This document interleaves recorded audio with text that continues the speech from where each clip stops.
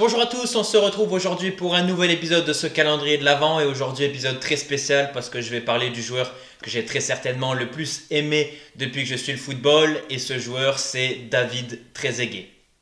Anda a recibir otra vez la ovación de tu gente. David Trezeguet. Aquí está la ovación, a ver, o a escuchar.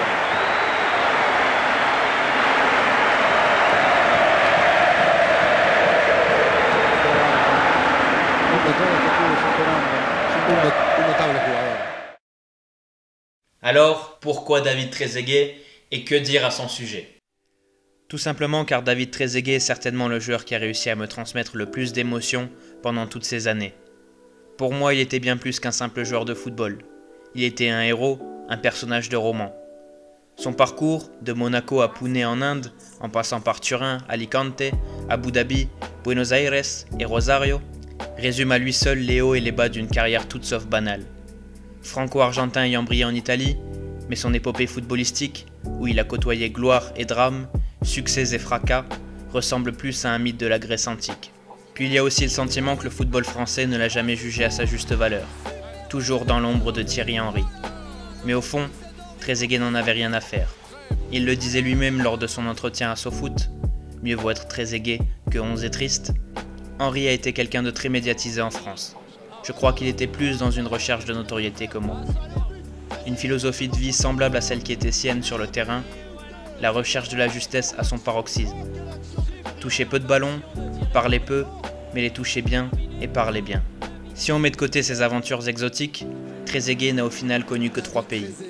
L'Argentine, la France et l'Italie. Toujours lors de son entretien dans SoFoot, il nous disait que le maillot bleu c'était un choix de carrière. Et son palmarès ne ment pas.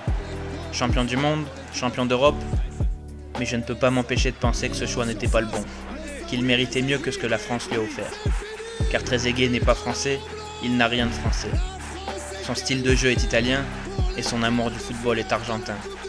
Là où la France lui a tourné le dos en 2006, l'Italie a toujours pris soin de lui et continue de le faire.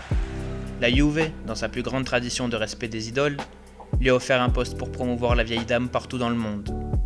Là où la France le jugeait trop vieux, trop has-been, River et le Monumental lui ouvraient grand ses bras pour qu'il puisse finir sa carrière dans le club de son cœur.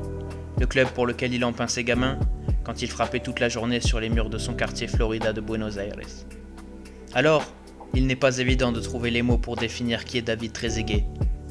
Mais si à l'instar d'une improbable retournée de Del Piero, un après-midi de mai 2005 à San Siro, je devais tenter ma chance, je dirais probablement qu'il était un joueur en noir et blanc dans une époque en couleur. Pourquoi? Car ses valeurs, ses qualités humaines et sportives n'avaient rien à voir avec le football d'aujourd'hui. Ces valeurs qui l'ont amené à rester en Série B avec la Juve ou à finir à River Plate chez les siens. Bien sûr, je pourrais également parler de son escapade à Alicante, qu'il justifiait publiquement par son envie de découvrir la Liga, mais qui cachait des motifs beaucoup plus personnels. Bien sûr, ses détracteurs, parce qu'il en existe même derrière les plus grands, derrière les meilleurs, pourront parler de ses piges à Abu Dhabi et Pune, mais cela ne change strictement rien. Car le roi David, même si je cite « Je ne veux être le roi de rien du tout », cette escapade à Abu Dhabi, bien sûr qu'elle ne lui ressemblait pas. Mais personnellement, je l'ai plus vu comme un purgatoire avant sa rédemption. Abu Dhabi avant River Plate. Les pétrodollars avant les Millonarios. À 35 ans, Trezeguet était enfin de retour chez lui. Et les locaux et locos n'allaient pas tarder à s'en rendre compte. Trezeguet en 2e division, pour le clin d'œil de l'histoire. Chez les Gallinas. Les fiers comme un coq, mais un coq bien argentin. L'écart de niveau est abyssal. Trezeguet multiplie les buts et fend à travers la baie un chemin pour tout le peuple Millonarios vers la A. Les spécialistes argentins ne s'y trompent pas. Je ne suis pas un seul et unique fan aveuglé, et je citerai un important journal sportif argentin appelé Olé. Trezeguet est un bidon d'eau gelée au milieu du désert de talent du football argentin. Un spécimen rare du football local. Le français est un crack, un champion du monde. Un numéro 9 qui se suffit à lui-même. Un autodidacte sur la pelouse. À qui il importe peu si son équipe joue bien, s'il reçoit le ballon ou non. Il se débrouille seul. Comme face à Merlo, lorsqu'il marqua un but splendide de la tête sur un centre flottant. Comme face à Ferro, clouant dans la lucarne une volée exquise et presque inédite dans ces contrées. Demandez à Vega. Sinon, lui qui s'est pris la tête dans les mains, incrédule, muet devant le génie de David. Le football de Trezeguet, c'était ça, c'était de l'amour, mais les histoires d'amour... Car oui, Trezeguet quitte la Ligue des Champions avec la Juve sur une triste élimination en phase de poule, et ce, malgré un but d'anthologie face au Bayern. Le roi quitte la vieille dame dans une période plus que compliquée pour elle. Pourtant, on fait comprendre à David que sa place n'est plus à ses côtés. À Alicante, Trezeguet marque, encore et toujours, mais il ne permet pas à Hércules de se maintenir en Liga.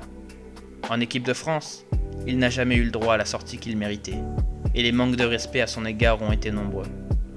Alors, il fallait bien que River, une autre de ses histoires d'amour, perpétue cette triste tradition.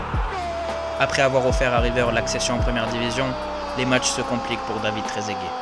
Son manque de fraîcheur physique est pointé du doigt. Du moins, officiellement. Car officieusement, le son de cloche est bien différent.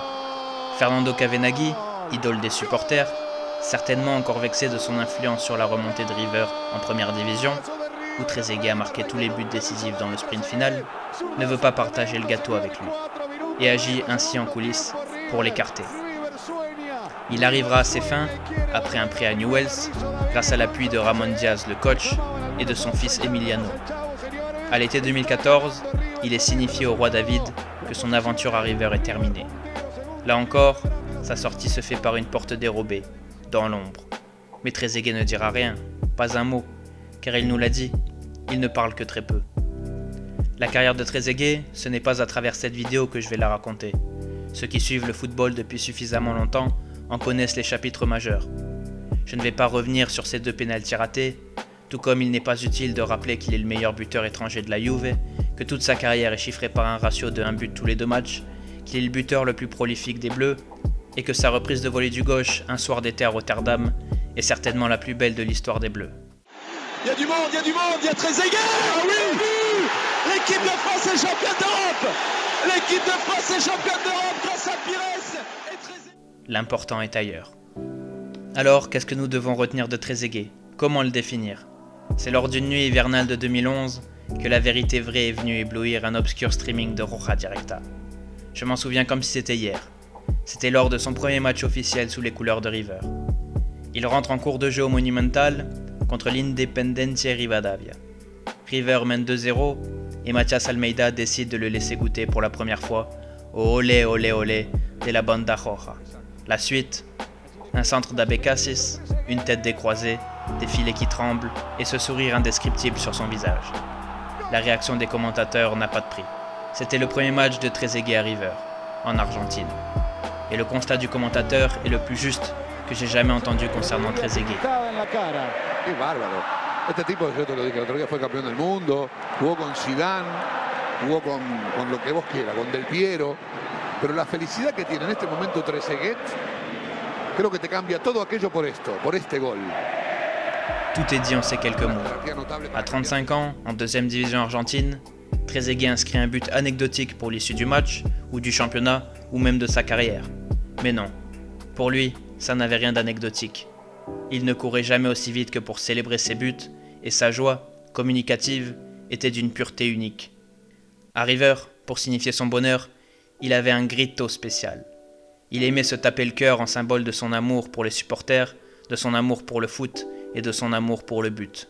Et c'est cette allégresse, ce sourire, qui est définitivement la meilleure définition et la meilleure image à garder de David Trezeguet.